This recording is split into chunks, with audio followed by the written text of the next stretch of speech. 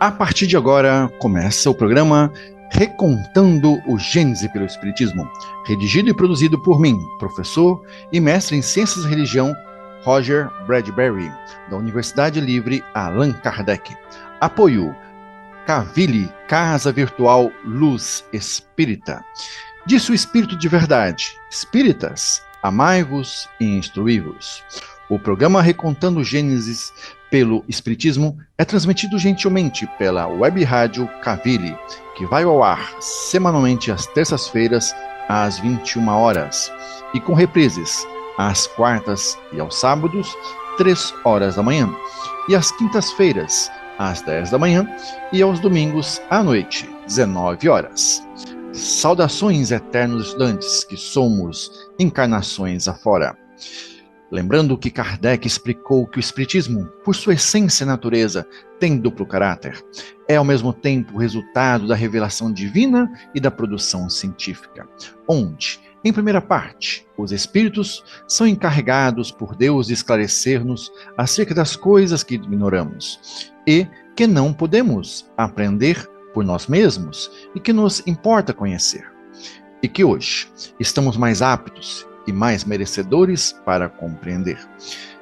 Em segunda parte, esclarece muito bem Kardec: ninguém está dispensado do trabalho da observação e da pesquisa, nem desencarnados, nem oradores, nem estudantes, nem assistidos, adultos ou não. O ensino espírita não é privilégio de indivíduo algum, mas são ministrados a todos. Do mesmo modo, porque nem os espíritos que os transmitem, nem os encarnados que o recebem, são seres passivos, por não renunciarem à faculdade do raciocínio e do livre-arbítrio. Porque não lhe é proibido o exame e o estudo, mas, ao contrário, são recomendados. Enfim, porque a doutrina espírita não foi ditada completa, nem impostas a ninguém como fé cega. A doutrina espírita é o produto do trabalho humano de pesquisa e observação dos fatos, das instruções que se estuda, comenta, compara, a fim de se tirar, por si próprio, as conclusões e aplicações para a vida de cada um. Eu sou o professor Roger. Bora lá, coragem, venham comigo.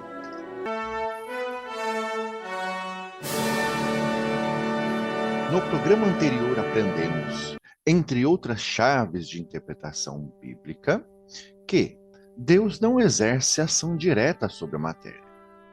Deus encontra nos espíritos agentes dedicados, entre eles Jesus e outros trabalhadores do mundo espiritual, em todos os graus da escala dos mundos, os quais exercem ação sobre a matéria e influenciam sobre os elementos para os agitar, acalmar ou dirigir.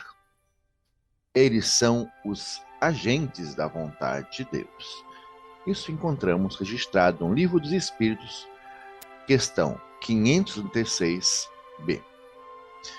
E no programa de hoje vamos aprofundar um pouco mais sobre a criação do Sol e da Lua, com base no versículo 14 do capítulo 1 do livro Gênese de Moisés. Comecemos com nossa epígrafe. Haja luminares na expansão dos céus, para haver separação entre o dia e a noite, e sejam eles sinais e para determinar dias e anos. Afirmam os espíritos que Deus criou o universo pela sua vontade. E nada caracteriza melhor essa vontade onipotente do que essas belas palavras da Gênese. Deus disse: faça-se a luz, e a luz foi feita. Esta é a questão 38 do Livro dos Espíritos. Mas de que luz estamos falando? Uma luz figurada ou real? Uma luz primordial do início dos tempos? E, desta forma, uma luz universal? Ou uma luz pontual como o nosso jovem Sol? Pois, em relação à Terra, conta-nos de forma poética o espírito de Emmanuel, mentor de Chico Xavier, que Jesus, em primeira visita ao planeta Terra e ao que seria o futuro do sistema solar, quando o orbe terrestre, sem forma e sem vida, como diz o livro de Gênesis, capítulo 1, versículo 2, a Terra se desprendia da nebulosa solar e Jesus, com suas legiões de trabalhadores divinos, lançou a talhadeira e o fromão da sua misericórdia sobre o bloco de matéria informe, que a sabedoria do Pai deslocara para suas mãos augustas e compassivas, do que se tornaria mais tarde o nosso Sol. Jesus operou a escultura geológica do orbe terreno, talhando assim a escola abençoada e grandiosa. Emmanuel escreve isto no seu livro A Caminho da Luz, capítulo 1.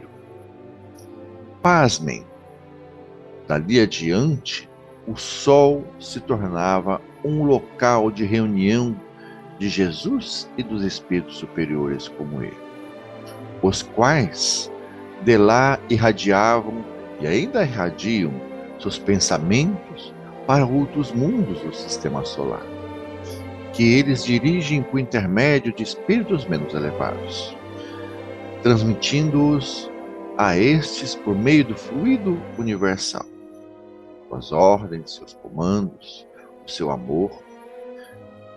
Considerado do ponto de vista da constituição física, o Sol seria então o foco de eletricidade.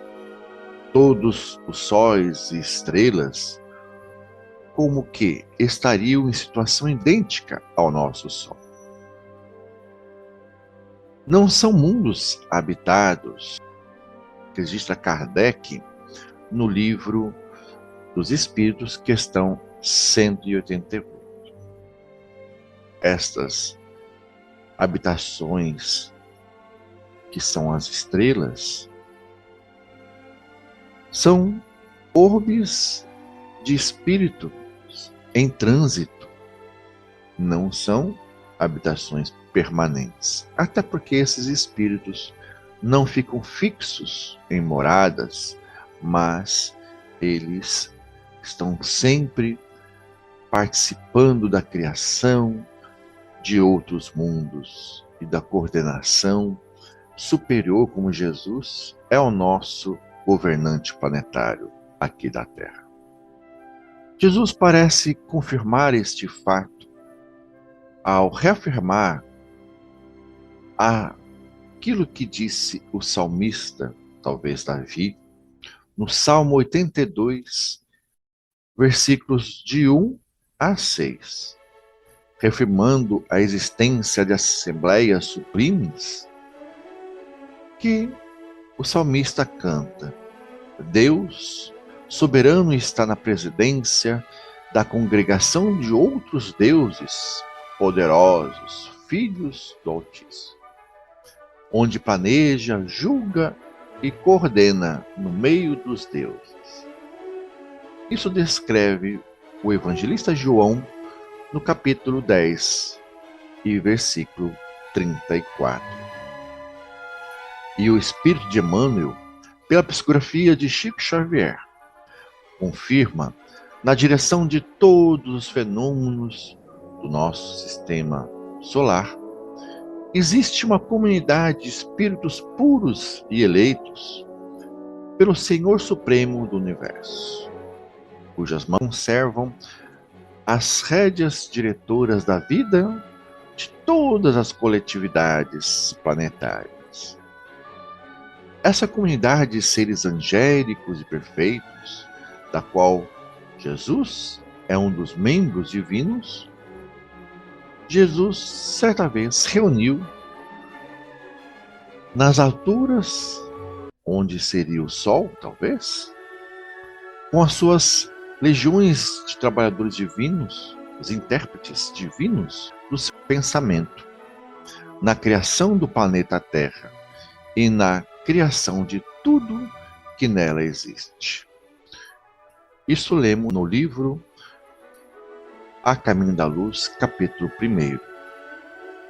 Mas, se a criação do sistema solar data de aproximadamente 5 bilhões de anos, como se diz de forma poética, feito na noite dos tempos, e que, segundo Moisés, essa luz desconhecida e a terra foram feitos no primeiro dia.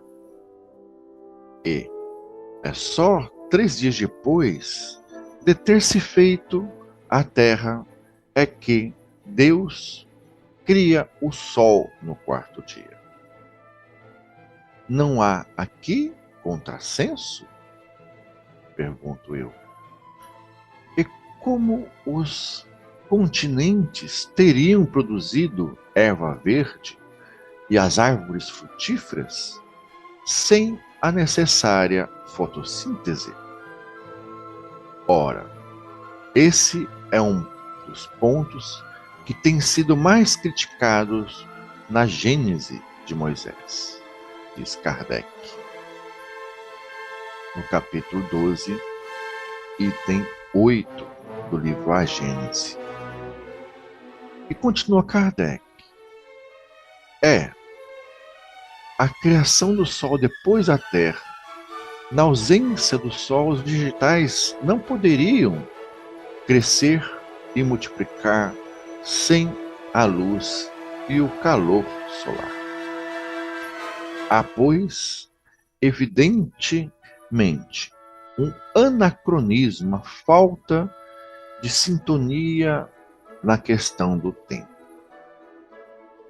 Na ordem em que Moisés estabeleceu para a criação do Sol, mas, involuntariamente ou não, ele não errou, dizendo que a luz precedeu, veio antes do Sol, pois o Sol não é o princípio da luz universal.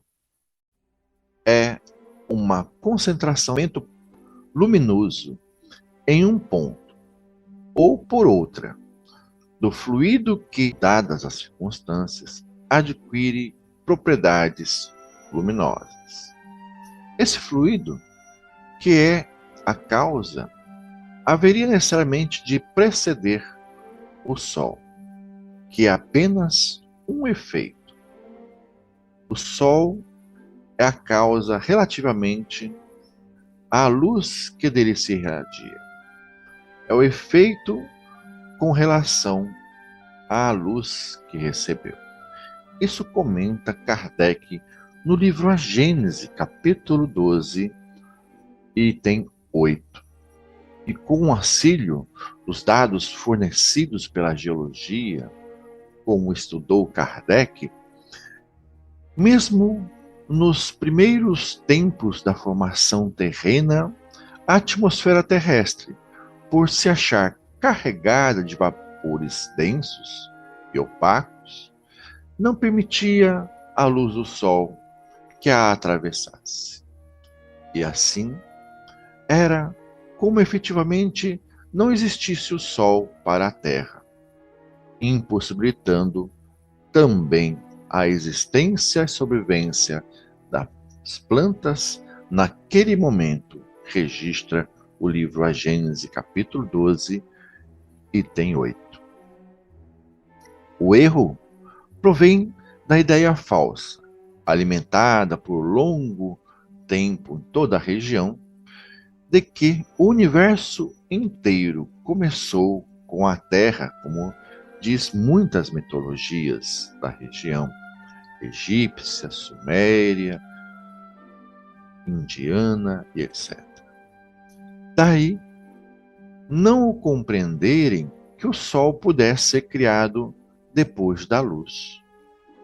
Em princípio, pois, a asserção de Moisés é perfeitamente exata. É falsa no fazer com que a Terra, sim, tenha sido criada antes do Sol.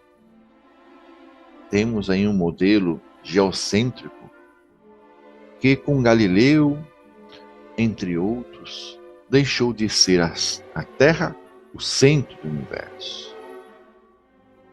Nem mesmo o Sol, diz Kardec, é o centro, ou a nossa galáxia é o centro.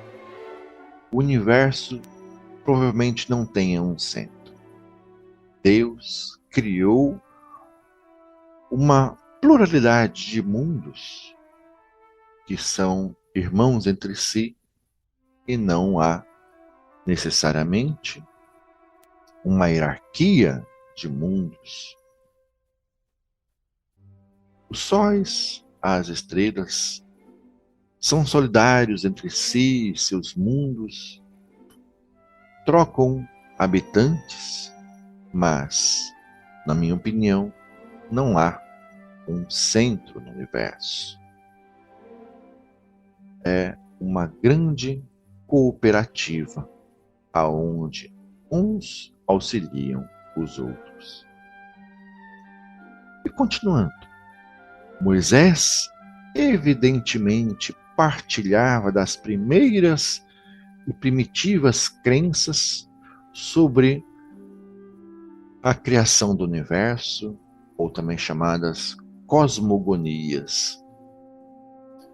Tal como conta Kardec, que a mesma ideia também existe no livro dos persas, o livro Vendedat, onde o deus Hormuz, também conhecido como Ahura Mazda, uma das entidades mais importantes do panteão zoroastrino e da antiga mitologia persa. Este, narrando seus próprios feitos na origem do mundo, diz: Eu criei a luz, e esta foi iluminar o sol, a lua e as estrelas. A forma aqui é sem dúvida mais clara e mais científica do que em Moisés, e não reclama comentários, diz Kardec, no capítulo 12 de A Gênese, item 8. E agora, buscando mais um contexto sociopolítico e cultural da escritura do livro Gênesis, o professor Milton Schwantes sustentava que o texto que nos chegou sobre a criação bíblica tem relação com uma forma agressiva de escravidão e de tentativa de apagar a cultura dos hebreus, ou seja, de fazer uma aculturação destes em relação à religião do Império Babilônico, onde os astros eram deuses e Marduk era a representação do astro Sol.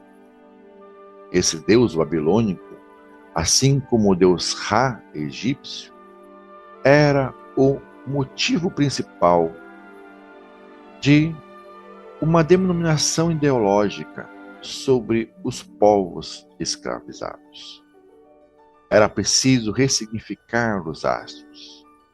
Para o professor Milton Schwantes, houve uma ação de contra-ideologia ou de contra-idolatria, de forma a desautorizar as divindades babilônicas. Ou seja, assim, tanto fazia adorar o sol, a lua, as estrelas ou uma pedra. Desta forma, Moisés ou, como alguns acreditam, Esdras, que reescreveu o que Moisés havia deixado, como o livro de Gênesis, destronaram os deuses egípcios e babilônicos, transformando então estes deuses solares em simples luzeiros diurnos e noturnos, os astros idolatrados pelos povos opressores, e que causaram tanto temor em muitos povos escravizados, em especial os hebreus. Isso lemos na obra de Milton Schwantz e também podemos confirmar no livro de Gênesis, capítulo 1, item ou versículo 14. E para concluir este capítulo, vamos a um último ponto destacado por Kardec no livro A Gênese, agora, capítulo 12, item 9. E ainda muito atual, infelizmente. Assim como Moisés acreditava na solidez da abóbada celeste, a que chamava de firmamento, pois dava uma ideia de ser firme como um concreto, firme como uma espécie de barragem de uma represa, vítrea e translúcida, e que continham reservatórios superiores de águas acima do céu. As estrelas, acreditava Moisés e o povo da região, de cuja natureza não podiam suspeitar, eram simples pontos luminosos, de volumes diversos, que estavam ali engastados, colocados na abóbada celeste, como lâmpadas suspensas, dispostas sobre uma única superfície, ou várias superfícies, e, por conseguinte, todas à mesma distância, as estrelas chamadas fixas, porque os planetas, cada um tinha a sua esfera, daí a ideia de se colocar os 7 céus, como cada um estivesse em uma órbita e essa órbita fosse uma das esferas. Tais como a que se vê no interior de certas cúpulas, como os planetários, como as igrejas, pintadas de fundo azul, figurando o céu. E assim concluímos o texto base e vamos revisar o que aprendemos hoje. Aprendemos que a luz primordial foi criada bem antes da criação do nosso jovem Sol. Digo jovem porque tem 5 bilhões de anos. E até há pouco tempo acreditava-se no Big Bang, hoje está sendo questionado. O Big Bang teria, pelo menos pelo universo visível, 13,5 bilhões de anos. Então, bem jovem seria o nosso Sol. Moisés tinha esta informação de que haveria luz antes do Sol, da criação do Sol. Mas não tinha como explicar isto. Seria preciso que a ciência de hoje viesse a colocar seus telescópios, suas lunetas, observar melhor e estudar então a idade das estrelas para constatar que o nosso Sol é uma das mais jovens estrelas do universo. E Jesus, como no mito de Prometeu, a mitologia grega, buscou na forja de outros sóis, como conta o mito, onde Prometeu rouba o fogo da forja de Hefestos, o deus do vulcão, o fogo sagrado, com o qual acendeu o nosso Sol, que iluminaria a humanidade terrena. E por falta de informações científicas e de observações com instrumentos de pesquisa, a cronologia dos eventos cosmológicos narrados no Gênesis ficou um tanto fora de ordem, anacrônica e equivocada em só alguns pontos, mas em outros pontos ficou surpreendentemente correta. A ordem cronológica é que Deus criou as causas primárias do universo, o fluido cósmico universal e o princípio inteligente dos espíritos. Depois, esses espíritos foram evoluindo pacientemente e constituíram eles muitos sistemas estelares e mundos habitados. Muito tempo depois, Jesus criou a nebulosa solar.